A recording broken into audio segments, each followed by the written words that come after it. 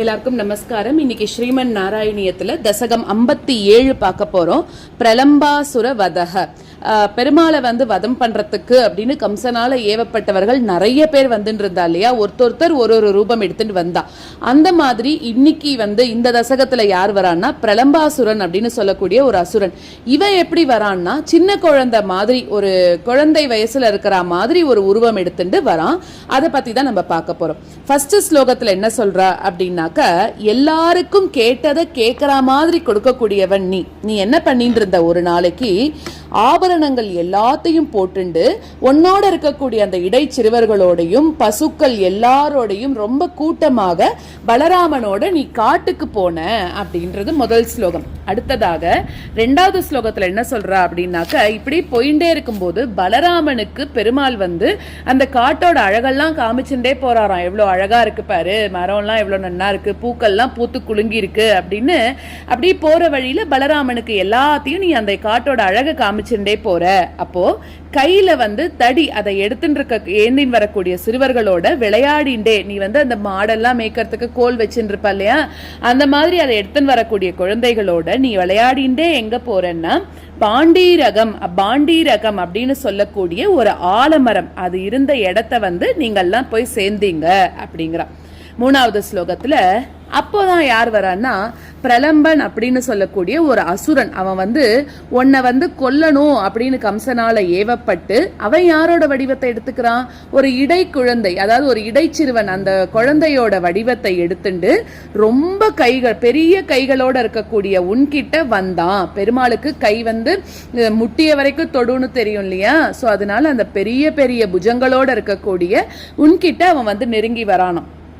இது அவன் வராங்கிறது உனக்கு தெரியும், ஆனா நீ என்ன பண்ண, தெரிஞ்சும் தெரியாதவன் போல அந்த அசுரனோட நீ ரொம்ப ஃப்ரெண்ட்ஷிப் ஆயிட்ட அப்படின்னு சொல்றார். என்ன பண்ணாராம், சரி நீ வந்திருக்கல்ல, ஆனா அவனை அழிக்கணும். பெருமாள் என்ன பண்றார், வா நம்ம எல்லாரும் ஒரு விளையாட்டு விளையாடலாம் அப்படின்னு சொல்லிட்டு ஆலமரத்து அடியில உட்கார்ந்திருந்த குழந்தைகளோட நீ ஒரு போர் தொடங்குற. அதாவது எப்படின்னா, இப்ப நம்ம ஒருத்தரோட இந்த பக்கம் ஒரு டீம், அந்த பக்கம் ஒரு டீம், அந்த ஒரு போர் விளையாட்டுன்னு சொல்லுவோம் இல்லையா, அந்த மாதிரி விளையாடலான்னு பிளான் பண்ற. எதுக்கு அந்த பிளான், அந்த வகையில அந்த பிரலம்பாசுரனை அழிச்சிடலாம் அப்படின்னு பெருமாள் ஒரு பிளான் போடுறாராம். அடுத்ததாக நீ இடையர்களை என்ன பண்ண, இப்போ ரெண்டு கூட்டங்களா, இந்த பக்கம் ஒரு டீம் அந்த பக்கம் ஒரு டீம் அப்படின்னு பெருமாள் பிரிக்கிறாராம். அதுல ஒரு கூட்டத்துக்கு நீ தலைவனாகவும் இன்னொரு கூட்டத்துக்கு பலராமன தலைவனாகவும் வைக்கிற அப்படின்னு சொல்றா.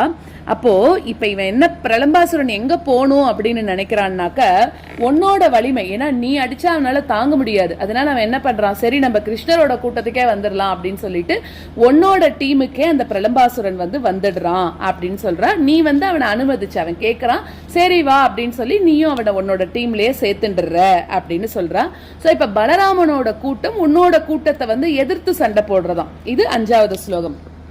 6வது ஸ்லோகத்துல சோ இப்ப அவ என்ன ஒரு இது பிளான் பண்ணிருக்கான்னா, யாரு தோத்து போறாளோ அவ ஜெயிச்சவாளை தோல்ல சுமந்துட்டு போனோம் அப்படிங்கிற ஒரு பந்தயம் வச்சிருக்கா. இப்படி இந்த மாதிரி விளையாடும் போது கிருஷ்ணனோட குரூப், அந்த டீம் தோத்து போயிட்டா அப்படின்னு சொல்லி சொல்றா. அப்ப யாருக்கிட்ட தோத்து போனா, ஸ்ரீதாமன் அப்படின்றவர் கிட்ட இந்த இவர் தோத்து போயிட்டார். கிருஷ்ணர் சண்டை போட்டாராம், ஆனா அவன் பெருமாளையே ஜெயிச்சுட்டா அப்படிங்கிறா. எப்படி பெருமாளை ஜெயிச்சான், பெருமாள் எங்க தோத்து போவாரான்னா அதுக்குதான் ஆன்சர் சொல்ற மாதிரி இங்க இருக்கு. என்னன்னா, ஏன் பெருமாள் தோத்து போனார்னா, பக்தன் தோத்து போறத பெருமாள் விரும்ப மாட்டாராம். அதனால என்னன்னா, தான் பக்தன் ஜெயிக்கணும் அப்படிங்கறதுக்காக நான் தோத்து போயிடுறேன் அப்படின்ற ஒரு கான்செப்ட்ல தான் பெருமாள் நான் பக்தனுக்கு அடிமை அப்படிங்கறத தெரியப்படுத்தணும் அப்படின்றதுக்காக உன்னோட ரொம்ப அன்பான இந்த ஸ்ரீதாமன் அப்படிங்கிறவன் பெருமாள் கிட்ட ரொம்ப பக்தியோட ரொம்ப ஃப்ரெண்ட்ஷிப்பா இருப்பானா. சோ அவன் மனசு கஷ்டப்படக்கூடாதுங்கிறதுக்காக அவனுக்கு முன்னாடி நீ தோத்து போற மாதிரி இருந்த, அதனால அந்த ஸ்ரீதாமனை நீ தோல்ல சுமந்துட்டு போன அப்படின்றது 6வது ஸ்லோகம். சோ இப்ப நம்ம இந்த இதுல 11 ஸ்லோகங்கள் இருக்கு. 1ல இருந்து 6 வரைக்கும் இருக்கக்கூடிய ஸ்லோகங்களை நம்ம தெரிஞ்சுக்கலாம். இந்த ராகத்துக்கு பேரு சின்ன சாந்திரானந்த ராகம் அப்படின்னு பேரு. இந்த ஸ்லோகங்களை கத்துட்டு அப்புறம் 7 to 11 வரைக்கும் இருக்கக்கூடிய ஸ்லோகங்களை கத்துக்கலாம்.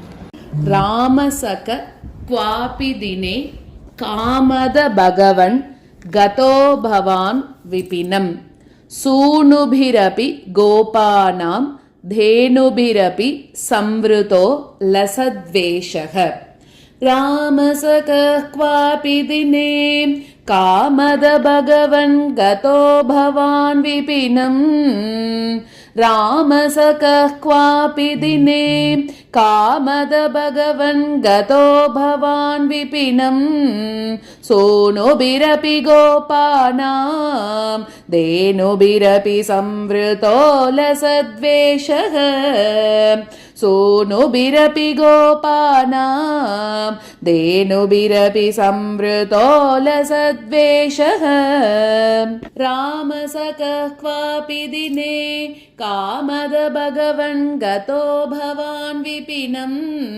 सोनुभिरपि गोपानां धेनुभिरपि संवृतो लसद्वेषः रामसखः क्वापि दिने कामद भगवन् गतो भवान् विपिनम् सोनुभिरपि गोपानां धेनुभिरपि संवृतो लसद्वेषः सन्दर्शयन् बलाय स्वैरं बृन्दावनश्रियं विमलाम् काण्डीरै सह बालैः भाण्डीरकमागमो वटं क्रीडन् सन्दर्शयन् बलाय स्वैरं बृन्दावनश्रियं विमलाम् सन्दर्शयन् बलाय स्वैरं बृन्दावनश्रियं विमलाम् काण्डीरै सह बालैः भाण्डीरकमागमो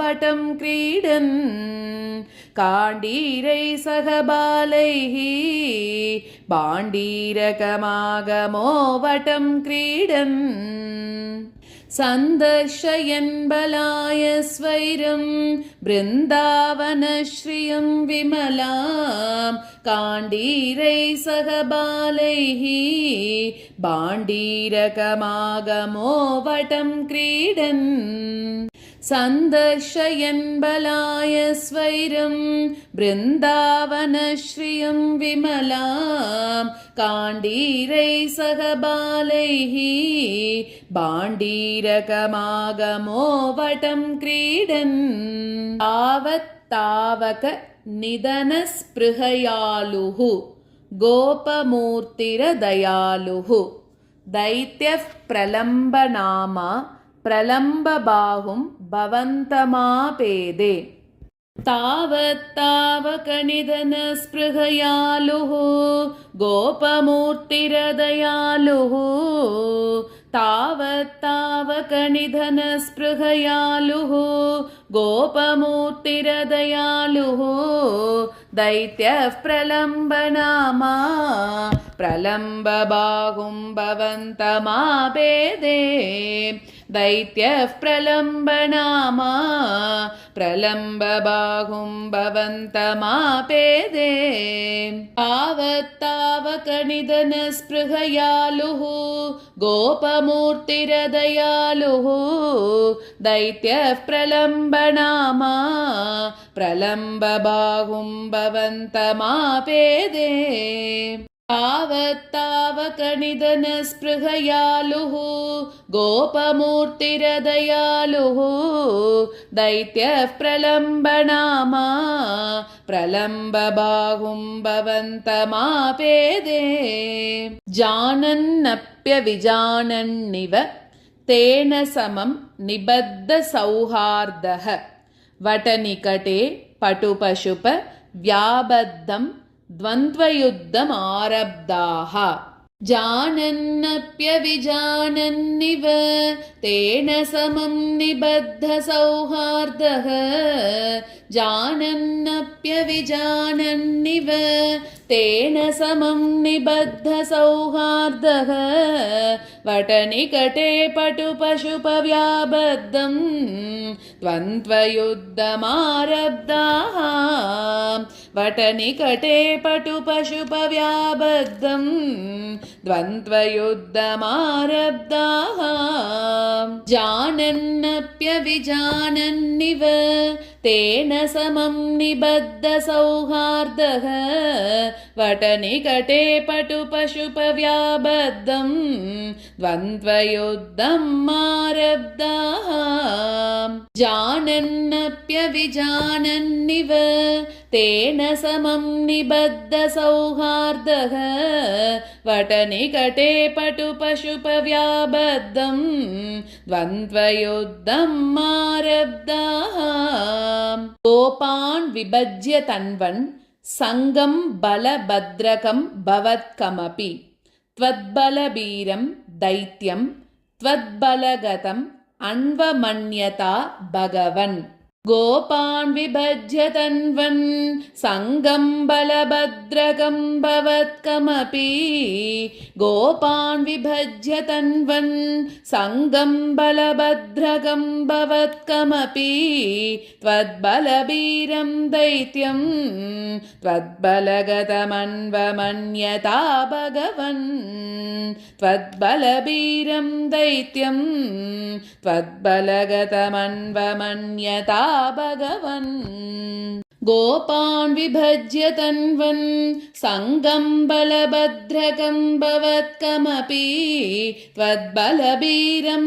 दैत्यं त्वद्बलगतमन्वमन्यता भगवन् गोपान् विभज्य तन्वन् सङ्गं बलभद्रकं भवत्कमपि त्वद्बलवीरं दैत्यं त्वद्बलगतमन्वमन्यता भगवन् कल्पितविजेतृवहने समरे परयूतगं स्वदयिततरम् श्रीदामानमदत्ताः पराजितो भक्तदासतां प्रथयन् कल्पितविजेतृवहने समरे परयूथगं स्वदयिततरम् कल्पितविजेतृवहने समरे परयूथगं स्वदयिततरम् श्रीदामनमदत्ताः पराजितो भक्तदासतां प्रथयन् श्रीदामनमदत्ताः पराजितो भक्तदासतां प्रथयन् कल्पितविजेतृवहने समरे परयूथगं स्वदयिततरम् श्रीदामानमदत्ताः पराजितो भक्तदासतां प्रथयन् कल्पितविजेतृवहने समरे परयूथगं स्वदयिततरम् श्रीदामानमदत्ताः पराजितो भक्तदासतां प्रथयन्